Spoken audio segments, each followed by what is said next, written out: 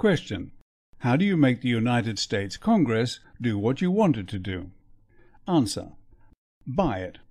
How can that be done? By making sure that a majority of senators and congresspersons are in your pocket, so to speak. You mean bribe them? If supporting candidates with massive campaign contributions so that they will do your bidding if they are elected is bribery, then yes, you've hit the nail on the head. But isn't bribery illegal? It should be, but very little seems to be done about it. The staggering amounts of money spent on U.S. elections means that it is virtually impossible to tell where campaign contributions originate, and to make things easier, the United States Supreme Court in January 2010 reversed 20 years of restrictions on corporate campaign contributions. If I wanted to buy Congress, which candidates should I choose? Democrats or Republicans? Both. Then you can't lose. The winner does what he's told, and the loser isn't going to report you for breaking campaign contribution rules because they've already accepted your tainted money in return for promises to further your political agenda. The system is as safe as houses, the House of Representatives and the U.S. Senate. But who would have enough money to do all this? That's an easy one. AIPAC, the American Israel Public Affairs Committee. And if you're wondering where they get the money from, a lot of it comes from the American taxpayer. Every year, loyal U.S. citizens dutifully pay their federal taxes, which are then used for many purposes, one of which is to supply aid in various forms to Israel, currently estimated at being about $3 billion per year. Some of this aid is used to buy U.S.-made weapons, which allow Israel to continuously threaten its neighbors and enables them to finance the hugely expensive apartheid wall, effectively fencing off the Palestinians and making them prisoners in their own land. It is self-evident that some of this money is bound to find its way back to the United States to be used to top up the election campaign funds for politicians, who, when elected, will be very keen to vote even more aid to Israel next time around. So, not only are American taxes being used to support the apartheid state of Israel, some of that money is being used to help elect candidates who are more interested in getting re-elected than they are in America's best interests, which means that Americans are actually paying for the demise of their own democracy. Yet democracy is something which successive U.S. presidents have been crying out is a basic right for everyone on the planet. What hypocrisy! It doesn't much matter which candidate wins, Democrat or Republican, or at what level, congressperson, senator, vice president, or president. He or she, having taken the proverbial 30 pieces of silver, is now expected to do AIPAC's bidding. The penalty for not doing so being the withholding of campaign funds when the next election circus comes to town. But before we take a look at their agenda, I want to explain my pronunciation of the name. In all of these words, the AI combination sounds different. Diamond, daily, pair. So we have a choice. I suspect that the organization prefers AIPAC to deflect attention away from the fact that it has little to do with A for America or Americans.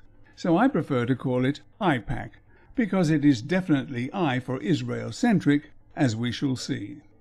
The AIPAC Policy Conference is the pro-Israel community's preeminent annual gathering. The event attracts more than 6,000 community and student activists from all 50 states, and more than half of the Senate, a third of the House of Representatives, and countless Israeli and American policymakers and thought leaders, and so on and so forth. But it's a one-way street. Take a look at some of the issues on the agenda. You won't find much that has to do with America or Americans. Example: Israel didn't like the Goldstone report on its savage attack on Gaza in December 2008 and January 2009, so AIPAC pushed the United States Senate to vote to rescind United Nations support for the report and take no further action against Israel under its recommendations. The resolution, which passed by unanimous consent on April 14th and was sponsored by Senators Kirsten Gillibrand and Jim Risch, comes after Justice Richard Goldstone retracted the central claims of his controversial report that falsely accused Israel of targeting civilians during its caste-led military campaign. For the record, Goldstone, who was a Zionist, was put under enormous pressure by Israel to make his retractions. But the Pandora's box of Israeli atrocities had already been opened. 4 people died here, all women, shot. Having bulldozed the place, the Israelis destroyed the village water tower. The only houses left standing were those the occupying troops had camped in, or positioned snipers in. In the house they'd occupied, Israeli soldiers left some writing on the wall. "Gaza, here we are," one read. "You can run, but you can't hide. Make war, not peace. Arabs need to die. If you can take it, there is worse to come." Zaytun, a few miles north, also flattened by Israeli bulldozers. But in this house, they'd herded 100 members of the Samuni clan. And then they shelled it, killing 49 of them. The mass funeral wake is in its final day. In September 2009, Judge Goldstone had this to say.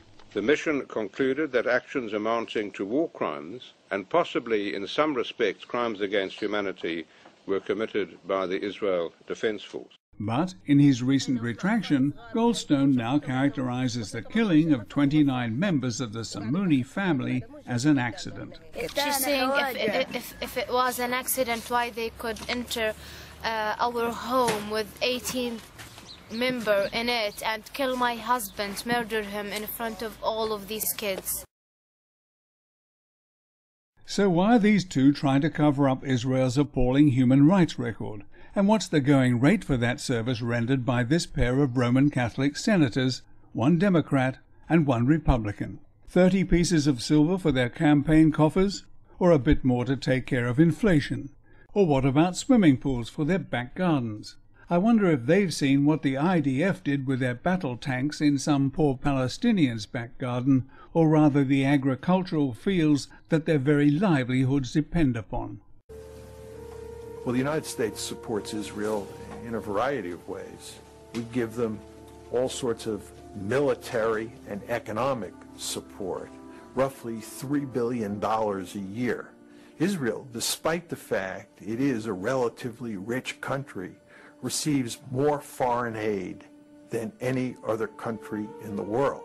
We veto resolutions in the United Nations all the time that are critical of Israel.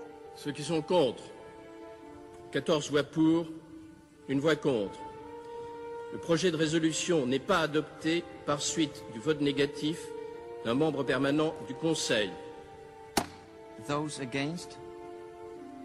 Those against? Ceux qui sont contre. And the United States is actually talking about using military force against Iran. Now the question is, why is the United States so deeply concerned about Iran acquiring nuclear weapons? The reason it is that big a deal at this point in time is because of pressure from the lobby.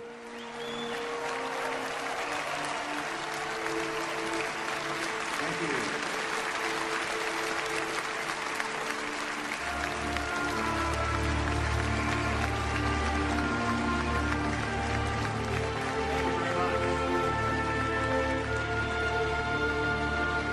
The article basically says that inside the United States there is a powerful interest group that is deeply committed to shaping American foreign policy in ways that work to the benefit of Israel.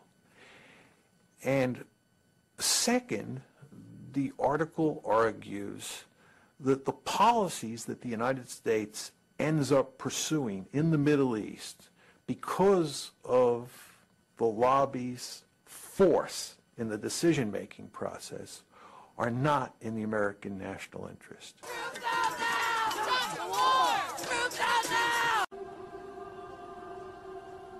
There's a new day in America between Christians and Jews. We don't agree on everything, but we agree on this, that we are going to be together, inseparable in the defense of Israel and the Jewish people. What AIPAC did, some members of the United States Congress, rather, they put in resolutions condemning Libya, and they just kept them in the resolutions with Syria and with Iran and with Iraq. They kept putting them in that in resolution and kept pushing for all kinds of sanctions, all kinds of action against them. And of course, I voted against the resolution, and others started voting against it. And I think what later I found out, what really made them angry, other members of Congress came to me and wanted to know what was happening, and I was telling them, we're trying to negotiate. So what happened? I was looking at CNN. Several people had called me and told me what they had seen and heard, and they told me, look at CNN.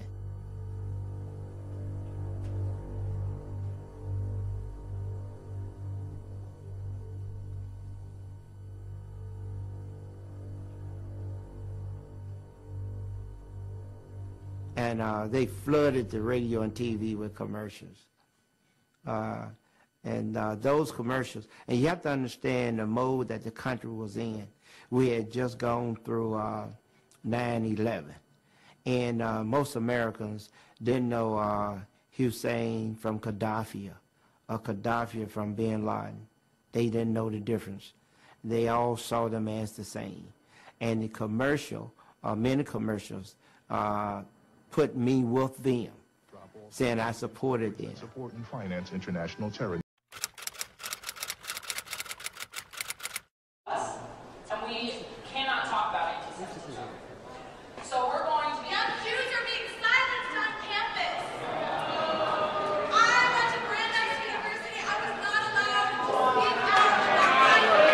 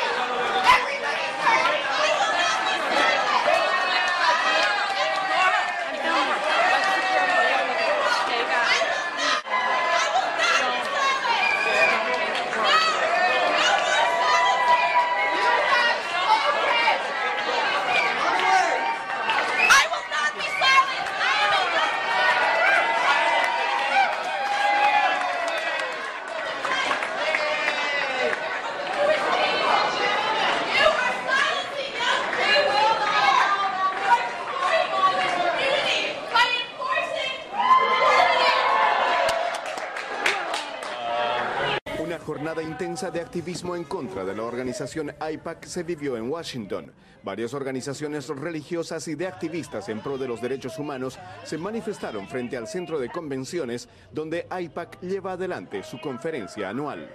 Lo que AIPAC hace es apoyar un malvado Israel. Esto ha sucedido desde el principio, en total contraste con el credo judío, de las enseñanzas tradicionales judías. Esto está mal. El oprimir a la gente de Palestina es vergonzoso para las comunidades judías, pues lo están haciendo en nuestro nombre. En varias ocasiones subió la tensión entre la policía y los manifestantes. La demostración incluyó la construcción del muro de la vergüenza y la reconstrucción de una Palestina libre. Según los manifestantes, el objetivo fue llamar la atención de quienes parecen ignorar los verdaderos propósitos de AIPAC. Queremos crear conciencia en la gente de que AIPAC no nos representa y no representa a los americanos. Israel dice ser una democracia, pero no es verdad, y eso confunde a la ciudadanía. Queremos decirles que ya dejen de oprimir a los palestinos y de corromper a nuestro gobierno, especialmente al Congreso.